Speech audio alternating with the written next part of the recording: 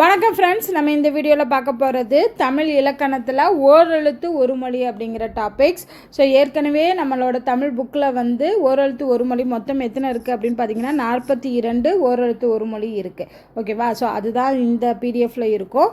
And இது தவிர்த்து நிறைய ஓரெழுத்து ஒரு மொழிகள் இருக்குது. ஸோ இது இந்த 42 மட்டும்தான் கேட்பாங்களான்னு கேட்டால் கிடையாது.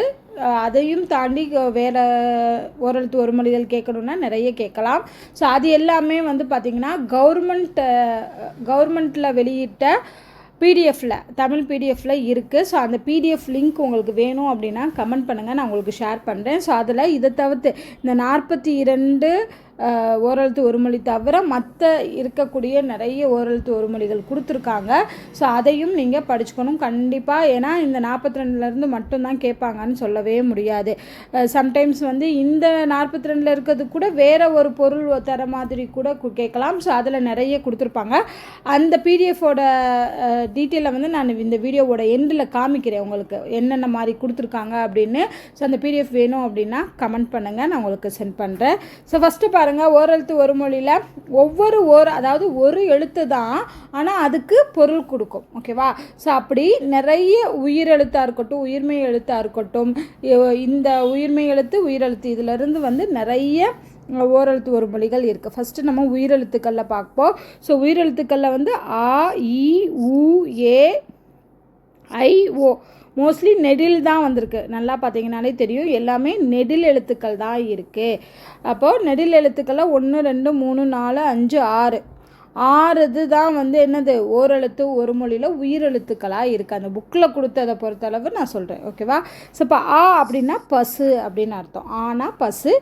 ஈனா கொடு, ஈதல் அப்படின்னு சொல்கிறோம் இல்லையா, கொடுக்குறதுன்னு. இன்னொன்று வந்து அது ஒரு வகையான பூச்சி, நம்ம வீட்டில் இருக்கோம் இல்லையா, வீட்டு ஈன்னு சொல்வோம் இல்லையா, அதுவும் மீனிங் வரலாம். அடுத்து ஊ அப்படின்னா இறைச்சி, ஊன்கிறத ஊ அப்படின்னு சொல்கிறாங்க. ஸோ அதுக்கு மீனிங் வந்து இறைச்சி. ஏன்னா அம்பு எய்தல் அப்படிங்கிறத ஞாபகம் வச்சுக்கிட்டிங்கன்னா ஏ அப்படின்னா அம்பு அப்படின்னு ஞாபகம் வச்சுக்கலாம். அடுத்து ஐனா தலைவனை குறிக்குது, தலைவனை ஐ அப்படின்னு சொல்கிறாங்க. அடுத்து ஓ அப்படின்னா மதகு நீர் தாங்கும் பலகை, அதுக்கு பேர் வந்து ஓ. ஸோ இப்போ ஓ கூடிய பொருள் வந்து மதகு நீர் தாங்கும் பலகை. ஸோ இதோட வந்து உயிர் எழுத்துக்கள் முடிஞ்சு. அடுத்து உயிர்மெய் எழுத்துக்களை பொறுத்தளவுக்கு நிறைய இருக்குது. அதில் உள்ள எழுத்துக்களுக்கு என்னதுன்னு பார்க்கலாம். ஃபஸ்ட்டு கா அப்படின்னா சோலைன்னு அர்த்தமா, இதை சேர்த்து ஞாபகம் வச்சுக்கோங்க. காசோலைன்னு ஞாபகம் வச்சுக்கிட்டிங்கன்னா செக்கோட தமிழ் பேர் தான் காசோலை.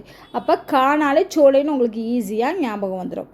அடுத்து கூனா பூமின்னு அர்த்தம். கூ அப்படிங்கிறது பூமி. கை அப்படின்னா ஒழுக்கம், ஒழுக்கத்துக்கு பொருள் வந்து கை அப்படின்னு சொல்கிறாங்க. அடுத்து கோனா அரசன், கோனா தலைவன், கோனா அரசன்னு சொல்லுவாங்க. ஸோ அப்போ அரசன் அப்படிங்கிறத ஞாபகம் வச்சுக்கோங்க. அடுத்து சாதல், சாவு அப்படின்னு சொல்கிறோம்லே, அப்போ அதுக்கு மீனிங் வந்து இறந்து போதல். ஸோ இறந்து போ என்பது தான் சா. சி அப்படின்னா இகழ்ச்சி, நம்ம சி அப்படின்னு சொல்லுவோம் இல்லையா, இகழ்ந்து பேசுகிறதுக்காக உபயோகிக்கக்கூடிய சொல். இது வந்து இகழ்ச்சியை குறிக்குது. அடுத்து சேனா உயர்வு.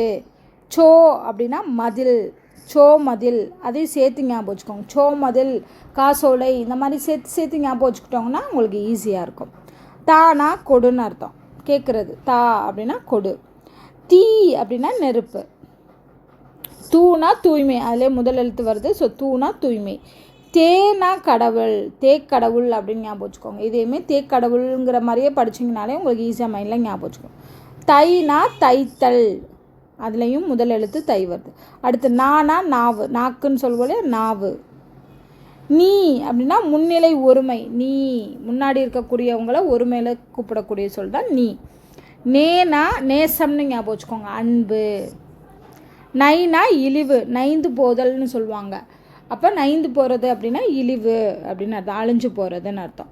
நோனா நோய், நோயினால் வறுமை ஏற்படுது அப்படின்னு ஞாபகம் வச்சுக்கோங்க. நோனா வறுமை. பானா பாடல், இதுலேயும் முதல் எழுத்து சேமா வருது. பூனா மலர். பேனா மேகம், பேமேகம் அப்படின்னு ஞாபகம் வச்சுக்கோங்க. பேமேகம்னு படிச்சிங்கனாலே அதுக்கான பொருள் வந்து ஈஸியாக ஞாபகம் வச்சுக்கலாம். பைனா இளமை. போ அப்படின்னா செல்லுன்னு அர்த்தம். மானா மாமரம். அடுத்து மீ அப்படின்னா வான், மீ வான். ஓகேவா? அடுத்து மூணா மூப்பு, மேனா அன்பு, மேனா அன்பு, பேனா மேகம், மேனா அன்பு. மை அப்படின்னா அஞ்சனம்னு சொல்கிறாங்க, மைனா அஞ்சனம். மோனா முகத்தல், மோந்து பார்த்தல் அப்படின்னு சொல்லுவோம் இல்லையா, மோனா முகத்தல். யானா அகலம், யாங்கிறது அகலம். வா, வானா கூப்பிட்றது, ஸோ அழைத்தல் அப்படிங்கிறது வரும், வானா அழைத்தல். வீணா மலர், வி அப்படிங்கிறது மலர். வை புல், புல்வை இல்லைன்னா வைப்புல் அப்படின்னு ஞாபகம் வச்சுக்கோங்க, வைக்கோல்னு சொல்லுவோம் இல்லையா, அது மாதிரி வைப்புல்னு ஞாபகம் வச்சுக்கிட்டிங்கன்னா ஞாபகம் வச்சுக்கலாம். வவ்னா கவரா. இந்த அதாவது இந்தனோ, இந்தனோனா வறுமை, நோனா நோய். ஓகேவா? ஸோ இந்த ரெண்டுக்குள்ளேயே டிஃப்ரென்ஸ் பார்த்துக்கோங்க. அடுத்து தூனா உன். அவ்வளோதான். இதில் வந்து 42 ஓரெழுத்து ஒரு மொழி சொற்களுக்கான அதுக்குரிய பொருள் பார்த்தோம். நான் சொன்ன மாதிரி உங்களுக்கு கவர்மெண்ட்டோட பிடிஎஃப்பையும் காமிக்கிறேன். ஸோ இதுதான் வந்து கவர்மெண்ட் வேலைவாய்ப்பு மற்றும் பயிற்சித்துறை வெளியிட்டிருக்க குரூப் 2க்கான இலக்கண டாபிக்குரிய பிடிஎஃப். ஸோ இதில் பார்த்தீங்கன்னா உங்களுக்கு நிறைய ஓரெழுத்து ஒரு மொழிகள் கொடுத்துருப்பாங்க. இங்கே பாருங்கள்.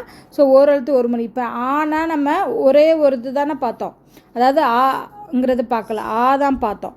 ஸோ இதில் இந்த மாதிரி இருக்கக்கூடிய எழுத்துக்களுக்கும் அதோடைய பொருள் என்ன அப்படிங்கிறத கொடுத்துருக்காங்க. ஸோ அப்போ நமக்கு இங்கே ஒரு இதுக்கே நிறைய பொருள் இருக்குது, அப்படி கூட நமக்கு எக்ஸாமில் கேட்கலாம். ஓகேவா? ஸோ புக்கில் கொடுத்துருந்ததை நம்ம பார்த்தோம். இது அது இல்லாமல் மற்ற எல்லாத்தையுமே கம்பைன் பண்ணி கொடுத்துருக்காங்க. ஸோ கிட்டத்தட்ட எத்தனை இருக்குது அப்படின்னா 68 ஓரெழுத்து ஒரு மொழி கொடுத்துருக்காங்க. அதுக்கும் நிறைய பொருள் வச்சு கொடுத்துருக்காங்க. ஓகேவா? ஸோ இங்கே டெய்லி ஒரு 5 நீங்கள் ஞாபகம் வச்சுக்கிட்டிங்கனாலே போதும். ஸோ இது கண்டிப்பாக உங்களுக்கு யூஸ்ஃபுல்லாக இருக்கும். இந்த பிடிஎஃப் வேணும் அப்படின்னா கமெண்ட் பண்ணுங்கள், நான் உங்களுக்கு பிடிஎஃபோட லிங்க் வந்து சென்ட் பண்ணுறேன். ஸோ இந்த வீடியோ உங்களுக்கு பிடிச்சிருந்தால் லைக் பண்ணுங்கள், ஷேர் பண்ணுங்கள். இதே மாதிரி தமிழ் இலக்கண வீடியோஸ் வேணும் அப்படின்னா நம்ம சேனலை ஃபாலோ பண்ணுங்கள், சப்ஸ்கிரைப் பண்ணுங்கள். நன்றி.